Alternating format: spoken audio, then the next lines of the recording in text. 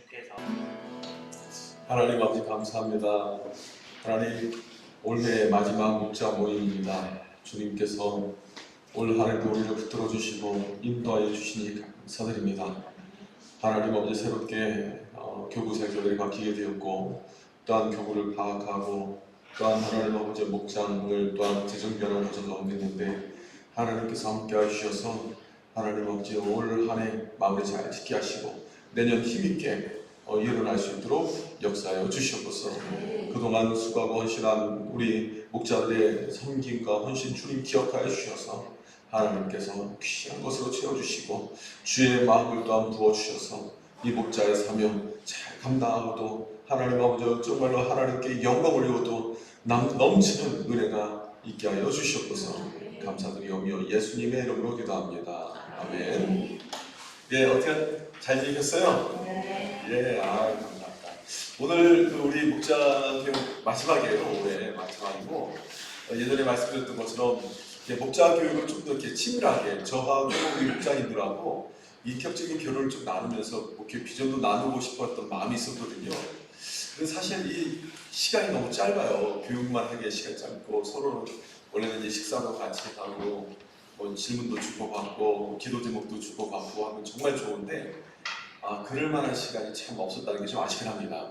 그래도 예전에 그 오후 예배 끝나고 나서 다들 피곤하신데 빨리 돌아가고 싶으신데 이제 그때 길게 붙들고 목자님들 교육하는 게 참 쉽지 않아서 수요일날 오전으로 땡기는데 한번 그 주일로 한번 다시 한번 옮겨보려고 해요. 그때 말씀드렸던 것처럼.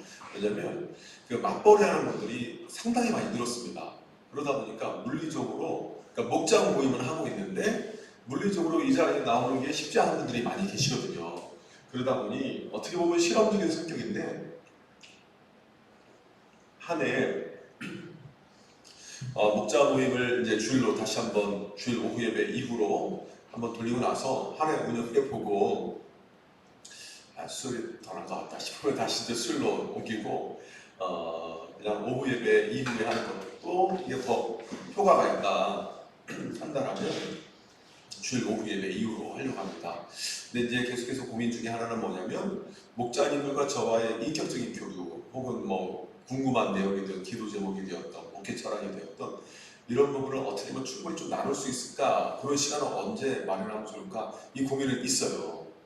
그래서 한번 발잡아서 우리가 야외는 나가지만 야외 말고 그러니까 야외에 나가서 기도원이 됐든 어디가 됐든 그 충분한 시간도 좀 가지면서 기도도 함께 하고 목회 비전도 나누고 그런 것도 괜찮지 않는가 하는 생각도 있긴 해요. 아직 정해진 건 없지만. 그래서 우리 교회에 정말 가장 중요한 것은 이 목장이거든요. 목장에 살아야 교회가 건강하게 일어날 수 있는데 그 부분에 대해서는 목장님들의 생명력이 곧 목장의 생명력이다 이렇게 생각해요. 또 하나가 뭐냐면 목장의 행복이 목장의 행복으로 직결됩니다. 이건 정말인 것 같아요. 그 교회에 담임 목사가 영적으로 무너지기 시작하면 도미노 현상이 일어나곤 해요. 근데 생각해보세요. 목장도 마찬가지예요. 목자님이 그 목장을 섬기면서 이렇게 행복하게 좀 쉽지 않을 수 있는데 이게 자꾸 힘겨움으로 다가오게 되면 사람은 영적인 존재라서 이게 서로가 그게 되거든요. 근데 목자님이 힘겨울 정도는 목자님의 개인적인 문제라기보다는 목원들이 힘들게 해서 목자들이 힘든 경우가 훨씬 더 많지요. 예. 그러니까 그런 상황 속에서도 목자님들이 내 안에 기쁨을 빼앗겨서는 안 됩니다. 이게 영적 전쟁이에요. 제가 이제 이렇게 담임 목사님들 그룹을 좀 이렇게 간간히 참석한다고 하잖아요. 예전에는요, 그 개교의 중심주역이었어요. 그러니까 우리 교회만 잘 되는 데고 우리 교회, 그래서 옆에 있는 교회 담임 목사님들과 만나는 경우가 예전에는 그렇게 많지는 않았습니다. 그런데 우리 이제 한참 선배 목사님들 있잖아요. 그러니까 지금 제가 부교육자 때 담임 목사님 했던 분들이 은퇴 시점 돼서 무엇을 고민하기 시작했냐면 목회자 토양이라든가 또 여러 가지 환경이 좋지 않다 보니까 목사님들도 이제 시행착오를 겪은 게 있을 거 아니에요. 그러다 보니까 한국교회 미래가 걱정이 된다. 여러 가지로 정말 당신들은 이제 그래도 좀 이렇게 교회에 좋은 문화, 좀 침체되고 있는 상황이었지만 그래도 예전에 좋은 문화가 있는 상황에서 목회를 하시고 이제 일대를 하시는 입장에서 볼 때는 좀 저희한테 미안한 마음도 있고 한국교회에 대한 좀 걱정되는 마음도 동시에 가지고 계신 것 같아요. 그러다 보니 이제 몇몇 교회들에서 지금 이제 자원을 투입을 하게 해가지고 저 같은 이제 40대 목사님들을 그룹화하는 작업을 좀 이렇게 하고 있어요. 제일 먼저 앞장선 게 수영노교입니다. 수영노교의 이규호 목사님께서 수영노교의 부교자 중에서 담임 목사님 출신 그룹을 멘토링하는 것뿐만 아니라 이렇게 재차훈련식으로 교파를 초월해서 한 12명 정도에서 많으면 16명 되는 담임 목사님들을 격주에 한 번씩 도제식으로 재자문을 해요. 1년간. 그게 지금 벌써 6기를 마쳤어요. 그러니까 이제 내년 되면 이제 7기인데 여기에 목사님들이 지원이 많거든요. 근데 이분들이 이제 교회에서 겪게 된 여러 가지 어려움이라든가 그 이슈를 있지 않습니까? 서로 이제 나누기도 하고 그리고 때로는 이제 좋은 강사님들 불러서 또 듣기도 하고 왜냐면 이 교회에서 담임 목회만 하다 보면 우리 교회 외적인 상황을 모르는 경우가 많아요. 지금 여기만 집중하다 보니까 그러니까 교회가 어떻게 흘러가는지 외부 인사들도 초청해서 듣기도 하고 그런 거를 그룹화하는데 이제 뭐 제가 듣기로는 오륜교회 이규호 목사님도 그거를 이제 단연세례 기도에 참석하신 분들 상대로 40대 50대 목사님들 그렇게 하려고 하고 분당우리교회 이찬수 목사님도 지금 뭐 이렇게 30몇 개의 교회 그러니까 불기청 말고요. 불기청 말고 거기도 뭐 포함되겠지만 그 외에 또 몇 개 추가하는 교회를 해서 담임 목사님들을 그러니까 변화하는 시대 속에서 어떻게 담임 목회를 잘 감당할 수 있을까에 대한 부분을 하려고 해요. 제가 지금 드리려고 하는 말씀이 뭐냐면 지금 상황 속에서 목회를 하는 것도 마찬가지지만 영혼을 돌보고 영혼을 섬기는 일들이 결코 쉽지 않은 목자도 예전과 같이 않은 목장의 토양에서 목자 역할을 해야 될 경우가 많다는 거예요. 예, 그렇잖아요. 예전에는 일단 모이라 하면은 그래도 안 모이는 사람도 있었지만 그래도 모이는 사람도 있었고 목자가 뭐 하자고 하면은 하는 경우가 있었는데 지금은 자기 주말이 또렷해서 아니면 목자 할머니가 와도 목자 할아버지가 와도 안 들어요. 자기 집 오픈 안 하려고 하고 뭐 이렇게 서로가 배려를 하고 이해하는 것도 있지만 그 폭이 옛날과 같이 줄어드는 사실이에요. 그러니까 앞으로는 그게 세대가 갈수록 더 할 거예요. 그래서 이 부분을 좀 더 제가 어떻게 목사님들이 앞으로 목장을 이렇게 운영하는 게 더 좋지 않은 환경에 있을 수 있는데 어떻게 하면 좀 도와드릴 수 있을까? 예전처럼 그냥 목자 교육 이렇게 한다고 해서 될 일은 아닐 것 느껴요. 그래서 목자에 대한 위로에 격려에도 이전보다는 좀 더 제 마음 같아서 품격을 좀 높였으면 좋겠고 그리고 기도회가 됐던 서로가 서로에 대해서 좀 이렇게 어려움을 좀 얘기도 하고 서로 목자로서 갖는 고충에 대해서 서로가 이제 나누기도 하고 쉬기도 하고 좀 리프레시만 해도 리프레시만 정기적으로 해도 굉장히 좀 달라질 거라고 생각하거든요. 그래서 지금 그런 상황 속에서 좀 고민 중에 있는데 아마 내년에 오후 예배 끝나고 나서 목자 교육한다라는 게 밀도가 이만큼 높을 것 같지 않다라는 안 좋은 예측감이 있는데 그래서 이걸 어떻게 메꿀 수 있을까 고민 중에 있습니다. 그래서 내년 되면 좀 더 우리 목사님들과 또 우리 지역자님들과 이제 좀 상의를 해서 목사님들 실질적으로 좀 더 힘이 되고 돕고자 하는 그 방안을 좀 이렇게 나중에 말씀을 드리도록 할게요. 그래서 1년에 한 번 가을에 목자 이야기에 딱 한 번으로 만족하는 게 아니라 예를 들어 봄 되면 우리끼리 한번 예를 들어 기도회 가서 기도회관에 가면 또 우리가 밥해야 돼요 뭐 이렇게 동의할 수 있는데 그게 아니고 그럴 때는 풀로 서비스 받을 수 있도록 어디서 사 먹든 기도하고 영적으로 충전하고 그렇게 좀 생각도 좀 하고 있습니다. 어쨌든 간에 교회가 목장을 살아야 교회가 건강해져요. 이번 주에 제가 설교 때 약간 도입부에서 말씀을 드리려고 하는데요. 목회 데이터 연구소라고 우리나라의 어떻게 보면 목회적 상황에서의 사람들의 그 성향을 조사하는 유일한 그 기관인데요. 최근에 조사한 거 11월 23일 날 발표한 거에 의하면 우리나라 성도들 코로나 지나고 나서 출석 성도들 있잖아요. 그러니까 온라인으로 예배드리는 분이 모두가 다 썬데이 크리스천이라고 말할 수는 없지만 그래도 좀 믿음이 조사해보면 그분들의 상당수가 구원의核心이 됐던 믿음의 본질을 붙들 분들이 별로 없었어요. 이게 참 문제가 돼요. 우리 교회도 보면은 예전에 제가 말씀드렸다시피 성도님들을 A그룹, B그룹, C그룹 하고 세 간족 해서 이렇게 저희가 섬기고 있는데 온라인 예배 드리는 상당수가 C그룹에 있는 분들이에요. 그리고 B그룹, 그러니까 교회 주일날 예배 드리지만 어떤 봉사도 안 하고 양육훈련도 안 받고 주일날에는 열심히 나온 분들이 온라인 예배 드리거나 아니면은 C그룹은 주일 예배도 간간히 드렸던 분들, 이분들이 지금 대부분 온라인으로 가고 있는데 다른 교회들도 마찬가지라 해요. 거의 뭐 한 30% 정도가 회복 못하고 있다. 다른 교회들 얘기를 들어보면 평균적으로. 근데 제가 최근에 좀 약간 충격받은 게 목회 데이터 연구소에서 1000명을 상대로 현장 출석하는 교인들을 이렇게 조사를 했어요. 근데 현장 출석하는 교인들 중에 10명 중 4명이 명목상 그리스도인이다. 이 결과가 나왔어요. 조사가.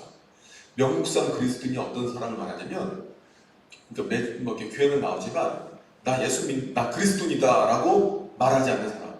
교회는 나가는데 나 그리스도인이라고 말하기 좀 애매해요 라고 말하는 사람. 또 교회 나가는 이유가 내가 예수님과 하나님 믿는 믿음 때문에 나가는 게 아니라 마음의 평안이라든가 아니면 삶에서의 그 복 받는 거 있잖아요. 이것 때문에 교회에 나가거나 뭐 그런 분들 있죠. 그래서 명목상 교회는 나가지만 명목상 그리스도인이 출석교인 중에 10명 중 4명이다. 그리고 타종교회도 구원이 있다라고 말하는 분들이 62%래요. 그러니까 명목상 그리스도인들 중에서. 그러니까 이게 저한테는 약간 좀 심각하게 다가고 우리 교회는 어떤지 모르겠지만 또 하나가 뭐냐면 그 조사 결과 중직자 중에서 교회 중직자 중에서 4명 중 1명꼴로 명목상 그리스도인이라고 합니다. 그러니까 저한테는 이게 우리 교회도 이러면 안 되는데 하는 생각이 드는 거죠. 근데 보통 명목상 그리스도인이 아니고 실질적으로 정말 제대로 된 그리스도인, 내가 믿음, 신앙의 성숙은 많이 이루지 않다 할지라도 그 복음의 본질을 붙들고 다니는 분들의 대부분이 사실 속으로 통역하는 분들이에요. 명목상 그리스도인들은 대부분 속으로 통역하지 않는다는 결과가 나왔어요. 그러니까 저는 이제 이전에도 목장의 중요성에 대해서 공부를 많이 했는데 그러니까 목장인데 힘들죠. 이 교회 본질과 관련된 부분이니까 본질을 붙드는 건 더 힘들거든요. 마귀가 가만두고 있으니까. 그러니까 목자님과의 그 영적인 교류라든가 목자님의 영적인 활력을 이렇게 얻는 게 정말 중요하구나 라는 걸 다시금 저는 새삼 깨닫게 됩니다. 다시금 느끼게 되고 그러면 이제 교회 규모별로 어디서 명목상 그리스도인이 많냐? 100명에서 499명 정도, 500명 이하에 되는 교회들이 명목상 그리스도인이 더 많대요. 제일 많았어요. 그러니까 목회자 현실을 보게 되면, 그러니까 이게 잘못된 그 프레임이 씌워지면 안 돼요. 저 정도 교회면 좀 건강 문제가 있어요. 이렇게 씌우면 안 돼요.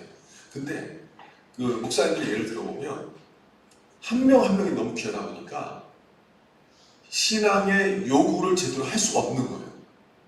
이분이 이제 상처받고 그럼 마음에 안 들어서 대형교회로 갈까봐 그럼 다른 교회 가거나 신앙생활 안 할까봐 목장 모임 참석하셔야 됩니다. 아니면 양육훈련 받으셔야 됩니다. 헌신과 순종에 대한 강조를 하는 것이 쉽지 않은 거예요.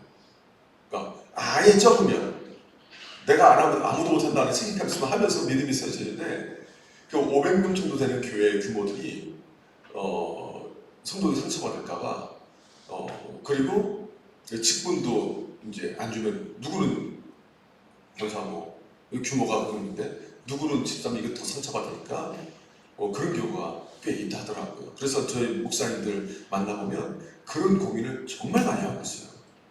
그러다 보니 그 규모별로 가지고 있는 목회적 고민이 약간씩 다르지만 그렇구나. 그 다음으로 명목상 교인이 많은 교회가 어떤 교회냐? 500명 이상, 2,000명 이하. 딱 우리 교회가 그 정도 사이즈잖아요, 지금요. 그러니까 저도 고민이 되는 거예요. 굉장히 고민이 된다. 그래서 우리 교도 한번 조사를 해볼까?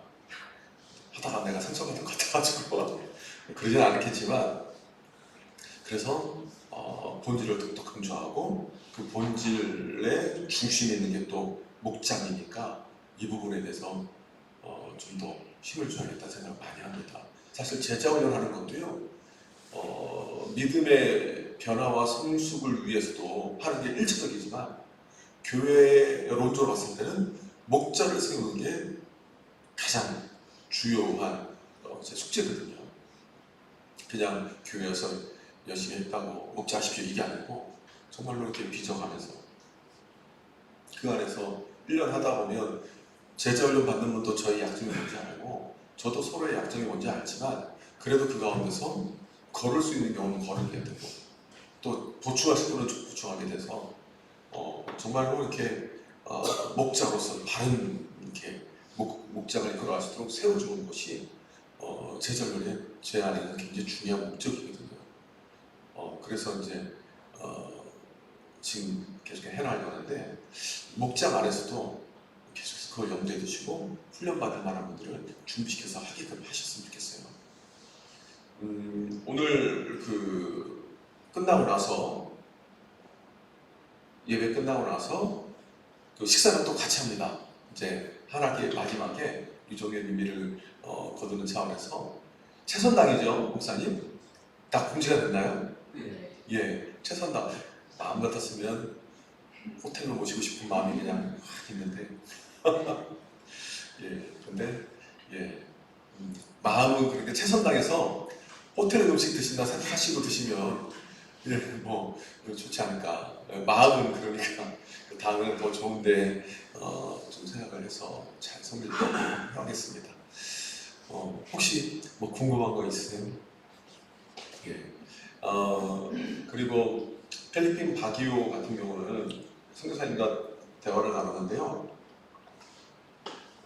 어제인가 엊그저께 통화를 했는데, 선교사님이 가장 마음에 들어하는 땅이 있었는데, 거기는 주변에 반대가 너무 심해서, 예배당 들어오는 것이 반대가 심해서 거기는 아예 처음에 우리가 5월, 6월 달에 갔다 왔을 때 시찰팀에 갔던 땅을 이제 포기를 했고, 그 못지않게 선생님이 정말 중요하게 보는 땅이 있다고 했잖아요.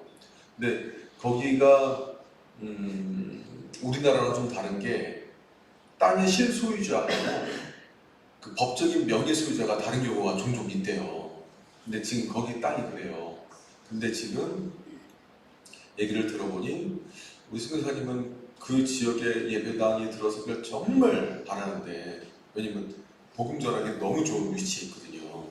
그러다 보니까 이곳에 들어서길 원하는데, 이게 법적으로 서류 정리가 정말 제대로 될지는 반반입니다. 그런 얘기 하더라고요.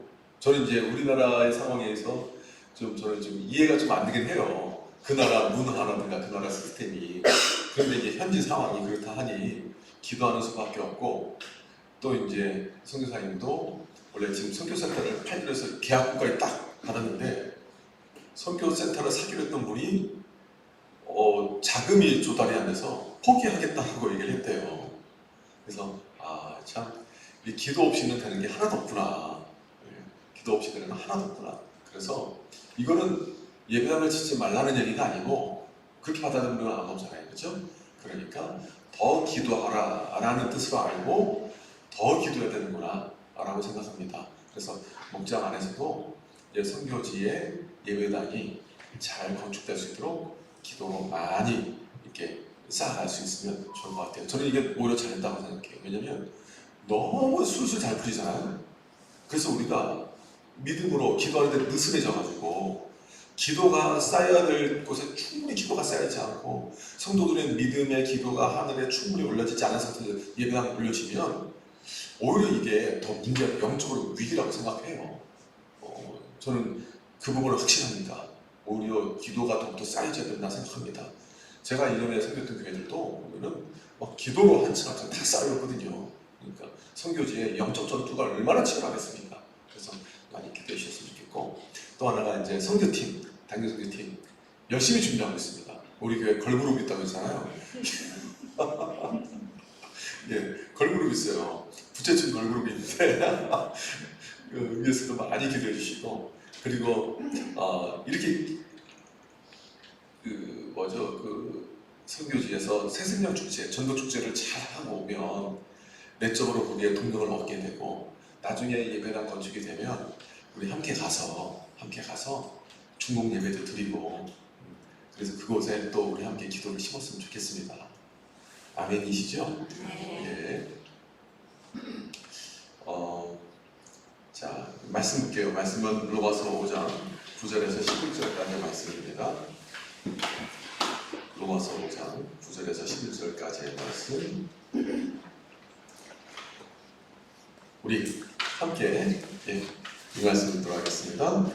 그러면 이제 우리가 그의 피로 말미암아 의롭다 하심을 받았으니 더 그로 말미암아 진노하심에서 구원을 받을 것이니, 곧 우리가 원수되었을 때 그의 아들의 죽으심으로 말미암아 하나님과 화목하게 되었은즉 화목하게 된 자로서는 더욱 그의 살아나심으로 말미암아 구원을 받을 것이니라. 그뿐 아니라 이제 우리로 화목하게 하신 우리 주 예수 그리스도로 말미암아 하나님 안에서 또한 즐거워하니라. 아멘.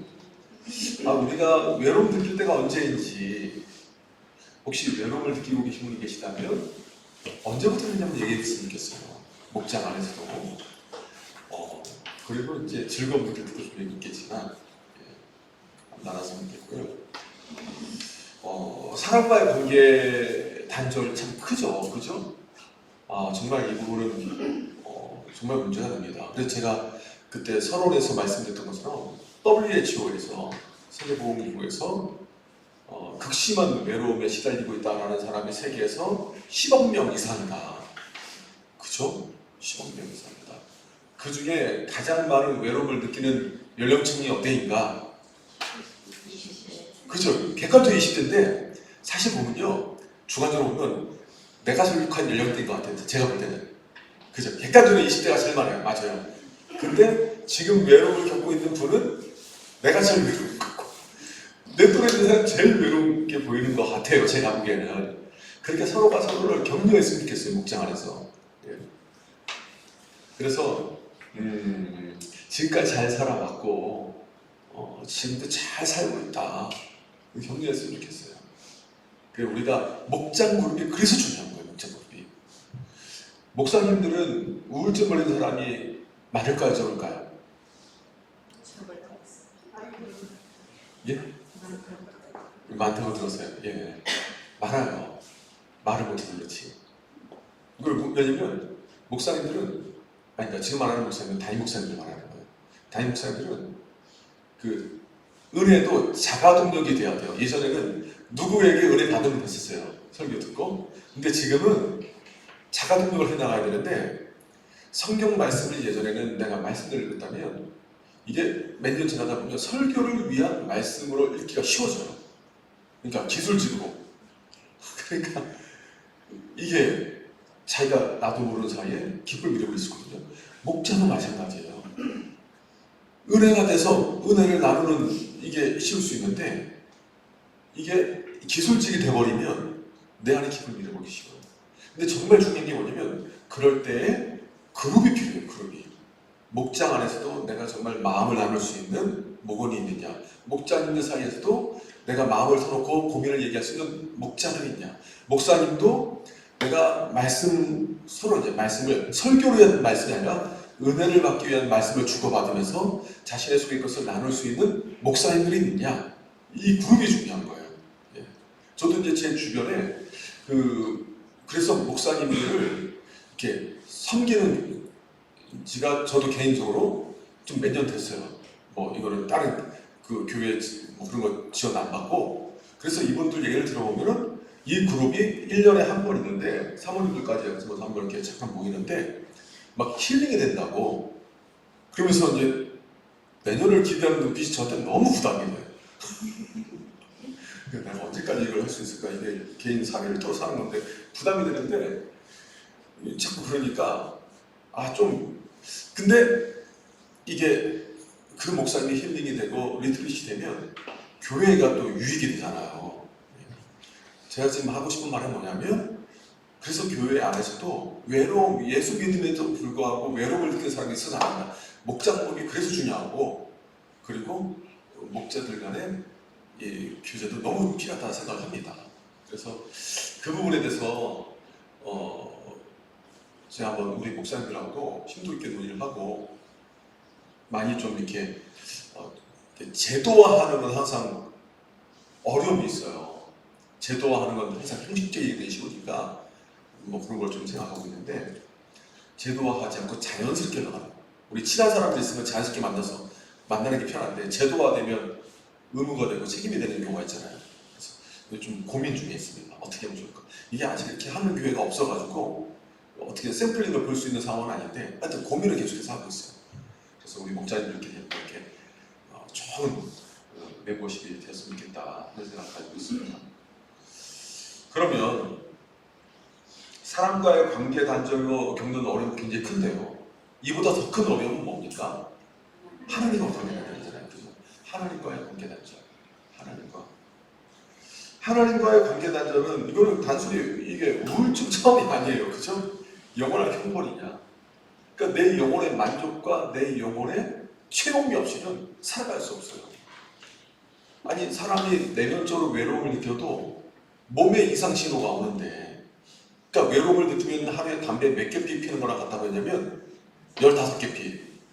그 제가 막 그래서 담배 한 갑이 몇 개 피니까 막 조사까지 다 했잖아요.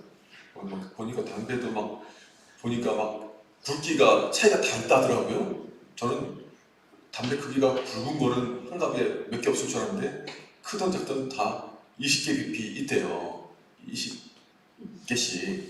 근데 이것까지 설교 시간에 얘기하면 쓸데없는 정보가 나오는 것 같아가지고 하여튼 그 외로움이 이만큼 몸에 안 좋은 영향을 미치면 영적으로 하나님과 단절됐을 때 그 영혼에서 만족을 누리지 못하면 내면에서 삶에서 어떻게 인생을 살아가겠습니까? 제가 아까 이제 말씀드린 교회 안에 명목상 그리스도인이 이렇게 많다고 하는데, 지금 제가 볼 때는 영적인 체질을 그동안 한국교회 민낯을 하나님께서 그대로 보여주시라고 생각하거든요.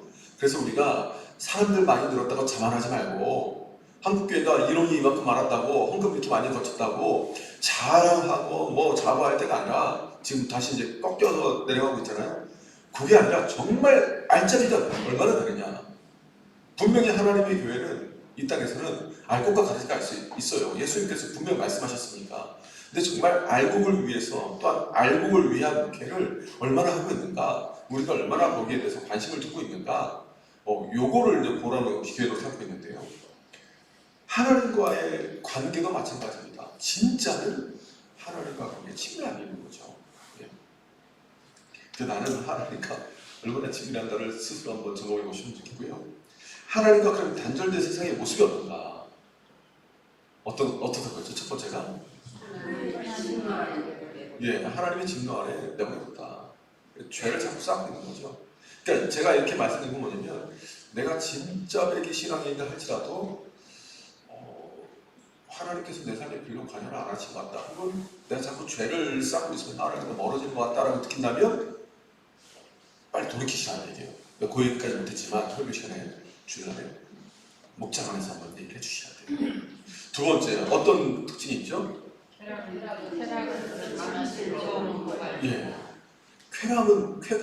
쾌락은 늘어나는데요, 즐거움은 줄어드는 것 같아요. 제 생각에 제가 이렇게 본 게 맞다고 동의가 되시나요? 그런 것 같아요. 정말 순간 잠깐 즐길 만한 것들은 너무 많아요. 그리고 세태가 그런 방향으로 흘러가요. 또 요새 그렇잖아요. 매스미디어에도 뭐 동거는 기본이고 뭐 그런 거는 막 기본 나오잖아요. 뿐만 아니라 뭐 저는 계속해서 믿음의 사람들과만 만나니까 그런 내용을 잘 모르지만 간혹 어떤 집사님들 얘기 들어서 세상 얘기를 어떻게 돌아가는지 얘기를 들어보거나 간혹 청년들 얘기를 들어보면 정말 저는 깜짝깜짝 놀라요. 아니 저야 맨날 우리 권사님들 집사님들 만나니까 다 세상 사람 이렇게 순수하고 믿음 좋고 이렇게 사는 줄 알지 저는 그렇잖아요. 근데 현장에서 느껴보는 거는 너무 다르잖아요. 예전에 얼마 전에 청년 상팀에 몇 명을 만났는데 직장에서의 삶의 모습 있잖아요. 직장.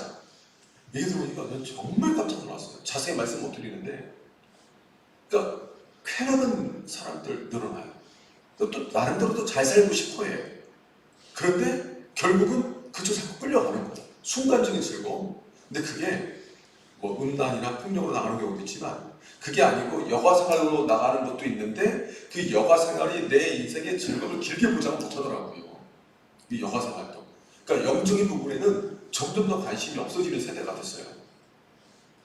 최윤식 박사라고 제가 지난주 월요일날 그 세미나를 사실 듣고 왔거든요. 그러니까 지난주 월요일부터 수요일까지는 혼자 말씀 보고 기도하고 누구 눈치 안 보고 그 시간만 집중을 한번 했어요. 그리고 세미나가 있어요. 세미나만 그거 다 듣고 왔는데 현재 우리나라에 굉장히 큰 이슈가 뭐냐면 무신론이 정말 풍부했다는 거예요. 무신론. 그러니까 기독교, 천주교, 불교 뭐 이런 데가 다 좋대. 개신교는 지금 굉장히 선방하고 있대요. 그래도 우리 줄어들고 있잖아요. 위기라 하지만 선방하고 있는데 천주교, 불교는 지금 완전히 떨어진 건데 왜 그러냐면 여기에 이번에는 지금 이 시대가 무신론이 많이 팽배한 시대다. 하나님 없이도 뭐 신앙생활 하지 않고도 내 마음의 위안을 얻을 수 있는 거 잠깐 많다라는 거예요. 그래놓고 재미삼아 또 점도 보고 무신론이면서 이게 하나의 트렌드가 되고 문화가 됐다. 그러니까 지금 짧게 즐길 만한 것은 많은데 깊은 즐거움, 진짜 즐거움을 누릴 수 있을 건 자꾸 줄어드는 세상이 이 시대. 그러니까 지금 마귀가 공중권세 문제가 지금 발악하고 있는 시대이다 라고 보시면 될 것 같습니다. 자, 그러면 나는 지금 어떤 즐거움을 추구하는가 보면 알 수 있죠. 여행 가지만 하는 게 아니에요. 가셔야 필요해요. 정서순환이 필요돼요. 운동 필요해요. 골프 신앙에 방해되지 않는 선에서 괜찮다고 저는 생각해요. 그건 죄라고 생각하지는 않아요. 물론 목회자가 골프 치는 거는 그거는 저는 뭐 관심도 없고 원래 조그마한 공 가지고 노는 건 제 성향에 맞지도 않아요. 큰 공 가지고 하는 거죠. 그리고 이것도 저는 사람들과 팀워크로서 하는 게 목회적 현실에 시간적으로 맞지 않으니까 혼자 팔굽혀펴기를 하고 턱걸이를 하고 있어요 집에. 그러니까 저는 그게 재밌지 조그마한 공 재미없으니까 저는 제가 골프 뭐 그런 차원에서 말씀드리는 게 아닙니다. 중요한 건 뭐냐면 그 자체가 죄는 아니지만 신앙에서의 영역에서 방해가 되고 하나님 사랑하는 것보다 이거 사랑하는 게 더 커서 마음이 그쪽에 향한다면 이건 문제예요. 뭐든지 간에. 근데 운동하시고 여행은 좋은데 진짜 즐거움의 요소를 내가 잃어버리고 다른 걸 찾아간다는 것은 이거는 유통기한이 얼마 안 간다는 거예요. 진짜 만족은 없어요. 내 모습이 어떤가를 한번 점검해 보셔야 돼요. 조그마한 공 안 좋아한다는 건 확실해요. 탁구도 안 좋아하니까. 답답해요. 조그마한 거 가지고. 이거 조그마한 거 이렇게 치고 이렇게 치고. 그냥 치면 되는 걸 좋아해요. 그냥. 아무 생각 없이. 하여튼 뭐 조그마한 공 안 좋아하니까 걱정하지 마십시오. 자, 당구도 안 좋아합니다. 그래서. 자, 일단 그러면 인생이 가진 공허와 관계 단절을 해결하는 단 하나의 해답이 뭐냐? 오직 예수님이에요. 그렇죠? 예수님. 내 안에 예수님을 충만한 분은요. 정말 세상에 어떻게 이해가 안 되는 고고한 그 기쁨과 평안을 누리더라고요. 이게 있어요. 근데 마귀는 자꾸 그걸 우리한테 방전시키려고 해요. 근데 우리가 중요한 건 뭐냐면 과거에 받은 은혜를 가지고 오늘을 살 수 없듯이 과거에 받은 즐거움 가지고 오늘을 살아갈 수는 없습니다. 하나님께서 우리에게 주시는 것은요, 하나님의 성실함으로 날마다 새롭게 우리 가운데 은혜를 주시듯이 하나님께서는 하나님의 성실하심으로 날마다 새롭게 우리에게 오늘의 즐거움을 주세요. 오늘의 즐거움. 근데 그 즐거움이 하나님께서 성실함으로 주시기 때문에 이것이 우리에게 영원한 기쁨이 되고 영원한 즐거움이 되는 거죠. 그 영적 공격에 많이 시달릴 때가 저는 주로 토요일입니다. 토요일. 보통 목사님들이 토요일 되면 굉장히 이제 긴장 상태, 초긴장 상태가 많거든요. 그래서 저는 이제 설교를 가급적이면 금요일 날 이전까지 주일 설교를 일차적으로 다 마감합니다. 가급적이면 금요일 오전까지, 아니면 목요일 날 다 끝내려고 하고. 그래서 정말 불리한 경우에는 토요일 날까지 가는 경우가 있는데 1년에 며칠이 안 돼요. 근데 설교 원고를 1차전 마무리 짓고 나면 그 다음에 다시금 이제 묵상하고 익히는 과정 갔는데요. 설교 준비가 안 돼서 마음이 불안한 게 아니고 설교 준비가 됐음에도 불구하고, 예전에는 안 돼서 불안한가 싶었는데 그래서 스트레스 받나 싶었는데 그게 아니더라고요. 뭐냐면 그 주제에 관련돼서 마귀가 공격하는 걸 거의 매주마다 느껴요. 뭐 지난주에도 제 안에 즐거움이 순간 갑자기 확 사라지는, 갑자기. 그러니까 이게 어느 순간 점점 줄어드는 게 아니고 땅이 갑자기 갈라져서 물기가 훅 빠르듯이 제 마음 가운데 즐거움이 쑥 사라질 거예요. 그러니까 제가 이거 마귀의 공격이다. 내 안에 즐거움이 없는데 내일 제가 즐거움에 대해서 설교를 한다면, 설령 기능적으로 즐거움에 대해서 설교를 한다 할지라도, 그래서 설령 성모님의 은혜 받는다 할지라도 나는 연극이 되는구나. 그렇잖아요. 내 안에 즐거움이 없고 내가 그 못했는데, 여러분 예수 믿으면 즐겁습니다. 예수 인생의 해답입니다. 그거는 내가 가면을 쓰는 거잖아요. 연극하는 거잖아요. 그건 설교자가 아니잖아요, 사실. 그러니까 이런 영적 공격이 처음에는 감정적으로 왜 이러지? 이렇게 느낄 수가 있는데, 그게 영적 공격을 이제 깨닫게 여러 가지 패턴으로 영적 공격은 와요. 여러 가지 패턴. 근데 마귀가 그렇게 오면 이게 영적 공격이 아니고 기도를 하게 되거든요. 근데 지난주 토요일 날 저녁에는 이게 마귀가 아주 징글징글한 거예요. 그냥 징글징글해. 그래가지고 제 안에는 안방에 이렇게 있었고 막 기도를 하지 않겠어요? 근데 그때는 기도를 막 하고 와서 잠깐 안방에 들어가 있는데, 제가 여기서 막 올라오는 게 있어가지고 제 옆에 방문을 닫고 마귀를 향해서 크게 소리도 안 났어요. 아유 진짜 꼴 보기 싫다 이랬거든요. 근데 그 얘기를 제 아내가 들었어요. 오해를 할까봐 나 지금 나 지금 이제 기도하려고 하는데 또 해명하고 당신이 아니고 내가 이러기 때문에 마귀를 향해서 꼴 보기 싫다는 건데 이게 좀 아닌 것 같아서 일단 기도를 하고 말씀 다시 읽고 내 안에 기쁨이 회복하고 나서 혹시나 들었다고 또 안 들었는데 들었더라고요. 그래가지고 아내가 왜 그런가 했더니 내가 이런 일이 있어서 마귀를 향해서 내가 꼴 보기 싫다 했던 거고, 정말 징글징글했고 마귀가. 그리고 내가 다시금 이 말씀을 다시 읽으면서 내 안에 채워주시는, 다시금 이제 물이 싹 올라오듯이 내 안에 채워주시는 하나님의 즐거움이 회복돼서 내가 지금 이 방에 들어온 거다. 근데 그 시간이 불과 20분이 채 안 걸렸어요, 제 기억에는. 예. 그래서 그때는 이제 순간 아내한테 먼저 가서 설명하고 오기는 늦을 것 같고 막 그랬는데, 뭘 말씀드리려고 하냐면 마귀는 계속해서 저만 공격하겠습니까? 저만 공격하는 건 아니잖아요, 그죠? 우리 목장님들 분명히 공격할 거예요. 목장 인도하러 가기 전에, 혹은 목원들 생각할 때, 스트레스 받을 때, 그럴 때 공격할 거예요. 근데 정말 중요한 게 뭐냐면요, 제가 느낀 게 뭐냐면 혼잣말이 중요해요. 혼잣말.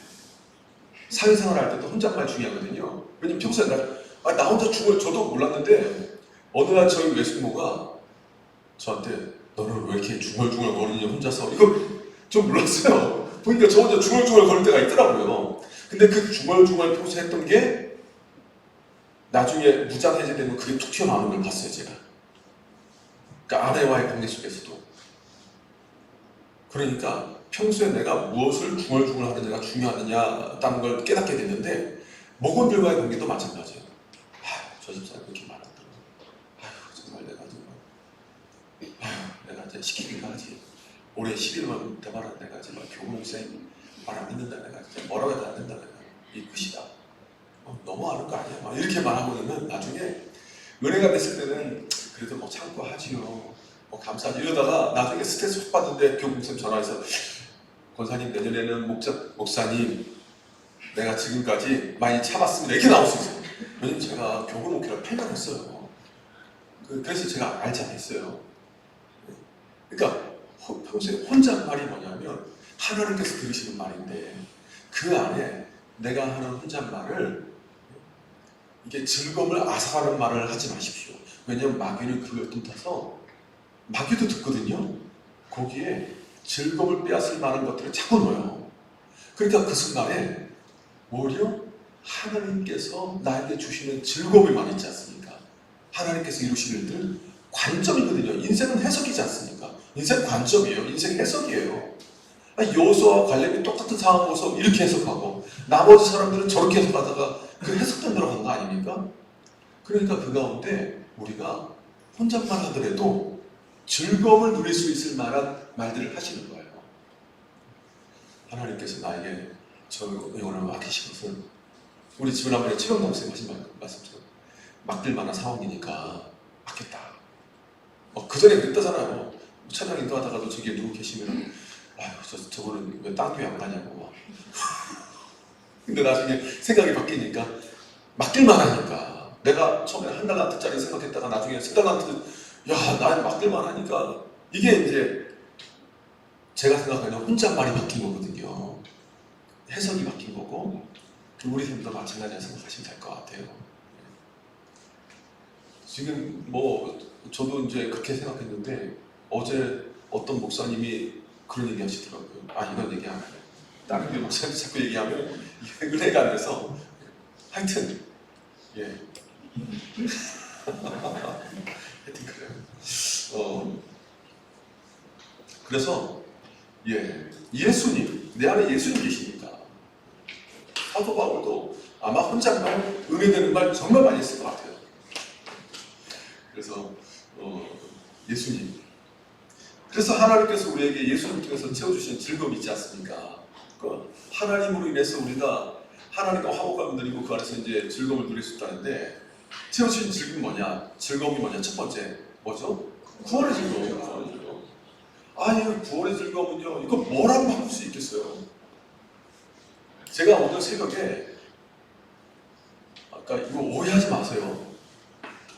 천국에 가는 것도 너무 기대가 되는 거예요. 새벽 기도하는데. 지금도 너무 좋은데, 저는 지금도 교회에서 기도하고 하나님과의 그 교제하는 거 너무 좋거든요. 그런데, 이게 부정적인 의미 아닙니다. 오해하지 마세요. 우리 목사님 또 그 우울증 걸려가지고 또 저런, 이게 아니고요. 하나님께서 나에게 천국의 소망을 주셨고, 저 천국을 향해서 달려나가는 이 인생길도 행복하지만, 저 천국에서는 얼마나 행복할까? 그러니까 하나님 계시다는 것 자체로 너무 좋은 거예요. 그래서 저 같은 사람을 구원해 주셨다는 구원의 은혜가 너무 감격이 되고 기쁨이 되고 너무 이렇게 저한테는 이렇게 햇빛이 비치는 것처럼 그런 그 느낌이 났거든요. 그게 뭐냐면 구원의 즐거움이라는 것은 정말 하나님께서 주시는 그 구원의 감격이라는 것은 세상 무엇과도 바꿀 수 없는 그 기쁨이 내 안에 있다는 겁니다. 자꾸 통계 얘기하는 게 좀 그렇긴 한데 흐름을 지금 말씀드리는 거니까 한국교회 성도들 중에 51%가 제가 이 양이 맞다라면 구원의 확신이 없대요. 그러면 구원의 확신이 없어도 물론 예수님 믿으면 구원을 받지요. 그러나 구원의 확신이 없는데 어떻게 구원의 즐거움을 누릴 수 있겠습니까? 그렇지 않아요. 구원의 즐거움을 어떻게 누릴 수 있겠냐고요. 신앙생활의 기쁨과 하나님과 친밀함을 어떻게 누릴 수 있겠습니까? 그래서 구원의 확신이 정말 중요한 게 뭐냐면 구원의 확신이 있어야 구원의 즐거움을 누릴 수 있고 하나님과의 친밀함에서의 기쁨을 누릴 수 있거든요. 다윗은 외적으로 보면 너무 불효할 만한 상황이 있었지만 내적으로는 내면이 다 무너진 거 아니에요? 왜 그렇습니까? 구원의 즐거움이 무너졌기 때문에 죄로 인해서. 근데 하나님과의 관계 친밀함이 있을 때 예수님을 통해서 구원의 즐거움을 우리가 회복하게 된다. 두 번째, 어떤 즐거움이 있죠? 샬롬의 즐거움, 친밀함. 친밀함의 즐거움은 정말 좋죠. 사람과의 관계도 그래요. 그죠? 사람과의 관계도. 오늘도 저는 제 아들과 꼭 껴안았어요. 1cm 컸어요. 한 달 전에 키 쟀을 때도 컸네? 했는데 오늘도 보니까 컸어요. 키는 1cm 크고 몸무게는 한 제가 느끼기에는 체감으로 한 5kg 찐 것 같고 느낌에 뚱뚱이 돼가지고 굴러다니는데, 근데 아빠와 아들이 꼭 껴안는 가운데 얻게 되는 친밀함의 즐거움이 있어요. 아직 그 막내라서 그런지 아직 애예요, 애. 근데 그게 있어요. 그리고 우리도 친한 분들과 같이 여행 가면 그게 좋지 않습니까? 그렇죠? 친한 분들끼리 같이 가면 막 좋아하고 사진 찍지 말라고 해도 이리 와라 하면 사진 찍고 막 세상 친한 티는 다 내요. 근데 하나님의 친밀함을 누리게 되면 매 순간순간 하나님과 동행하면서의 기쁨을 누리잖아요. 그 가운데 얻는 여러 가지 유익이 있는데 그 중에 하나가 뭐냐면 비밀을 아는 거예요. 비밀. 제 지난 금요 집회 때도 말씀드렸고 이번에도 말씀드렸지만 예수님께서 내가 너희를 더 이상 종이라 부르지 않고 너를 뭐라 치고요. 제 친구가요. 제 어렸을 때부터 같이 자랐던 친구가 있는데 이 친구가 그 말씀을 오해해가지고 대학교 때 기도를 하는데 예수님께 반말을 하더라고요. 반말을 했다가 저도 미안했는지 존댓말도 했다가 그러다가 이제 내가 누구를 짝 사랑하는데 그 사람이 나를 너무 사랑하지 않는다고 막 그런 얘기도 했다가, 근데 그 순수함은 제가 좀 이해가 됐는데 그 신분으로서의 동등한 지위를 말하는 게 아니고 비밀을 알게 된다. 하나님의 뜻을 알게 된다. 내 인생을 하나님의 계획을 알게 되고 신임하게 된다. 그겁니다. 그 말씀 읽어도요 달라요. 친밀함을 누릴 때 말씀이 정말 달라요. 자, 사실은 더 이제 유익이 있었는데 즐거움을 섬기는 것도 기쁨이 된다. 이거까지 나가고 싶었는데 원고가 너무 길어져서 짧았습니다. 섬기는 기쁨도요 하나님과 친밀함이 있을 때 있어요. 자, 그러면 우리가 누군가 섬길 때 하나님께 주시는 또 행복이 있거든요. 정말 섬김 받는 거 섬길 때 그런 것도 나누면 좋거든요. 자, 그러면 5번, 6번은 우리가 각자 시간 많이 지났으니까 한번 해보시면 좋을 것 같습니다. 행복한가? 어떻게 하면 우리가 이걸 누릴 수 있는가? 혹시 질문 있으신 분? 없죠? 예. 자, 그러면 우리 서로를 향해서 그동안 정말 한 해 동안 수고 많았다고 한번 인사 한번 하시겠어요? 정말 고생 많았다고. 예. 수고하셨습니다. 예. 예, 정말 고생 많으셨어요. 하여튼 내년에는 더 잘 살리려고 저 고민도 더 잘하겠습니다. 기도할게요. 하나님 아버지 감사합니다. 이제 한 해 동안의 목자 교육을 마무리 짓습니다. 내년에는 주일로 목자 교육을 옮기게 됐는데 하나님 고민입니다. 어떻게 하면 우리 목자님들과 제가 친밀하게 목회 철학을 나누고 마음을 나누고 기도 제목을 나누고 또한 목자님들과의 관계 속에서 허물 없이 가식 없이 고민도 나누고 대안도 서로 모색하고 서로를 위해서 기도해주고 격려할 수 있는, 이게 제도적으로 그냥 구역이 나눠져 있고 지역에 나눠서 이렇게 하는 게 관리 차원이 아니라 관계 차원에서 어떻게 하면 정말 회복이 되고 리더십이 될 수 있는지 고민하게 됩니다. 하나님 지혜를 주시고 잘 섬길 수 있도록 힘을 더해주셔서 우리 목자님들이 그 목장 안에서 힘있게 정말 한 영을 섬기는데 주의 뜻을 알고 교회의 지지를 받는 그런 하나님 아버지요, 좋은 시간들이 계속해서 일어날 수 있도록 하나님 인도하여 주시옵소서. 모든 것을 주께 득하며 예수님의 이름으로 기도합니다. 네, 수고하셨습니다.